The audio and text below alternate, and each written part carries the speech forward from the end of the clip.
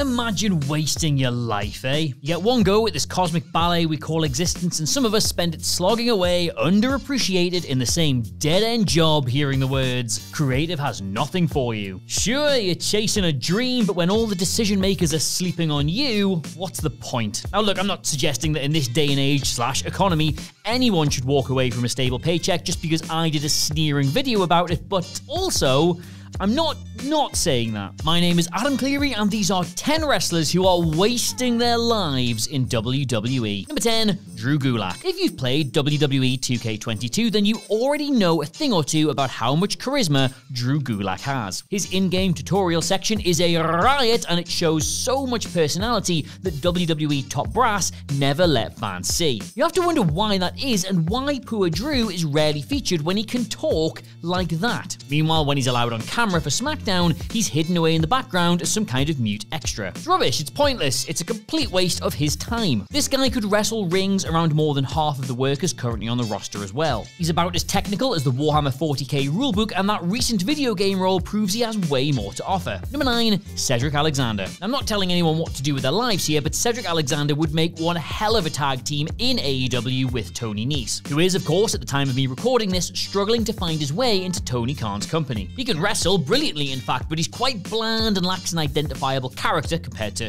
some other people on that roster, and who does that remind you of? Calling Cedric and Shelton Benjamin the Hurt Business is not doing enough. When most people think about that stable, they think about Bobby Lashley and MVP, and for all the good work they did, Alexander and Benjamin were the supporting players. Since the group splintered, yet again, they've been going absolutely nowhere, and it's obvious that WWE doesn't have a clue what to do with Cedric. He's the younger of the two, so it's more worrying that he's floundering so badly during the first few months of this year. Number 8, Commander Aziz. Here's a quick did you know moment. ZZ here has had just 10 televised matches since signing for WWE around 7 years ago. The vast majority of his other bouts have come on non-televised NXT house shows pre-pandemic, and yes, he's made for the bodyguard role, but 10 matches on television in 7 years. Worse still, his importance to Apollo Crews has been massively undermined since WWE lost interest in their military characters. A move to Raw has been disastrous for him as well, especially when the towering Omos is clearly an ongoing concern for company chiefs these days. Aziz doesn't even get to stand out as the biggest guy on the brand, and that renders him pretty pointless. The big bastard is 33, and it doesn't look like he's going to motor past Omos in the designated monster role, so he must be wondering what the future holds once creative eventually removes him from Crews' side. And speaking of which, number 7, Apollo Crews. WWE couldn't have expected more from Crews when they ditched his smiling, high-flying babyface routine and turned him into a royal wannabe despot last year. He embraced the whole Nigerian accent, hammed up the cartoonish vibes, and went for it. There's no doubting that it raised his profile, but that profile has since gone crashing through the floor. Like the aforementioned Aziz, Apollo has suffered from WWE's non-stop cries of, well, we need to draft somebody lately. His move to Mondays in the 2021 shakeup has done, and pardon the northern parlance for this, bugger all to keep his momentum rolling. It's difficult to see what else Crews could do to pique Vince McMahon's interest though. He's solid on the mic, adaptable with his characters, and quite the worker bell to bell. Sadly though, it seems he's always been overlooked in favor of others, no matter what he does. Number 6, Shinsuke Nakamura. Nakamura holds the dubious distinction of being the worst intercontinental champion of the past few years. He was rarely on TV, and sometimes didn't even have the belt with him when he was. It was ridiculous. Also, just to further illustrate how garbage this run was, WWE left 140 days between his sole successful defense against Crews in September and his loss to Sami Zayn in February. Now look, I know the argument about Nakamura is that he has done his wrestling for art earlier in his career. He has a backlog of things he is incredibly proud of, and now he just wants to wrestle to get his paycheck. But are you telling me that this is better than him going back for a run somewhere else? If it's all about the bottom line, are you telling me New Japan could not do a few money-spinning comeback matches for him, or AEW squeeze out a few more critically acclaimed contests?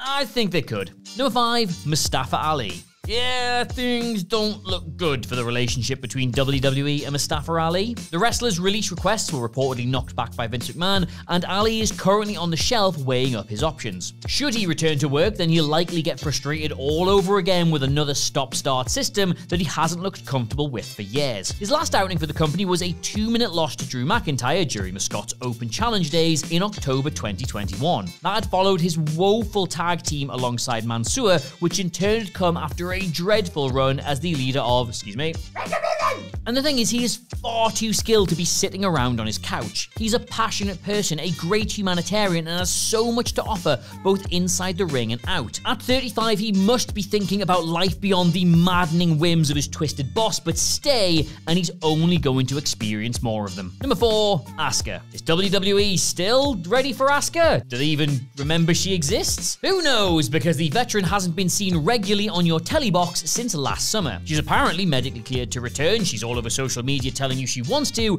but the writers must not have any plans for someone who once, and let's not forget, my friends, carried the entire women's division on her back during the pandemic. That is pretty damning considering it's currently WrestleMania season and main card spots on the 2-night affair are being handed out like free samples. And I mean, genuinely, go find me 100 fans who are either going to or watching WrestleMania and ask how many of them think it would be improved by having her on the card. And yet it still doesn't look like it's going to happen, so the question must be asked, has she done everything she can in this company? She's a multi-time champ, a Royal Rumble winner, and even handled the NXT main roster jump pretty much better than anybody. And you know what? If they've got nothing for her, I will go set up my own wrestling company just to give her something to do. Number 3, the Viking Raiders. I mean, if you want the very short version of why the Viking Raiders should leave WWE, just Google War Machine. They absolutely tore the house down in Ring of Honor, in New Japan, even with us a couple of times, and when they signed on the dotted line with the biggest company going,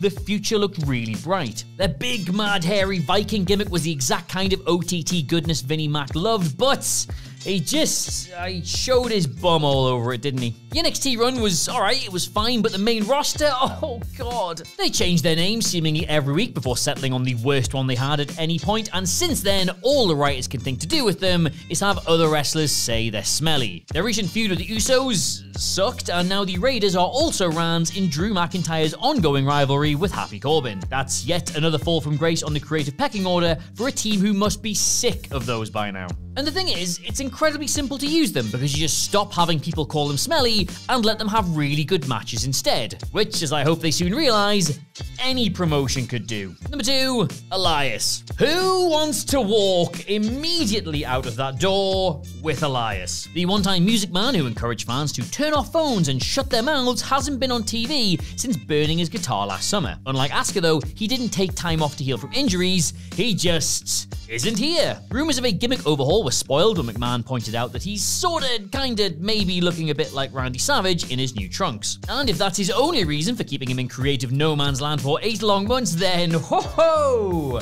Oh dear. How long can this drag on for? Will WWE give Elias the VIA treatment on running endless vignettes for his return across a number of months? Or will an uninjured wrestler who's simply been doing absolutely nothing for 3/4 of a calendar year simply get sick of it and leave? Either way, look forward to it. Number 1, Shayna Baszler. Now there is a popular theory that Vince McMahon occasionally likes to see if wrestlers are willing to make a fool of themselves and be entertaining, you can't see it but my inverted commas are enormous, before he'll build them back up again. Last year, Shayna Baszler had to pretend to be scared of Alexa Bliss's little doll in numerous silly skits before finding herself moved sideways to SmackDown in 2021. If this was WWE's way of building Shayna up into something special, then, well, no, it's not, is it? Because it didn't work. Since then, she's won 2 singles matches since splitting up from Nia Jax and moving to Fridays. Plus, she's been chewed up as part of the ongoing Sonya Deville vs. Naomi storyline and then chucked into a nothing tag team with Natalya. And this is, I would like to point out, the same woman who in NXT looked like the most dominant female star they had ever had. Vince's bid to make her into something she isn't though, which is apparently a heel who's afraid of small toys, has totally wrecked any momentum she had when she moved across. And like most of the other people on this list, all you would need to do to fix her is give her a series of hard-hitting, lengthy, engaging matches, but it doesn't look like she's getting those anytime soon.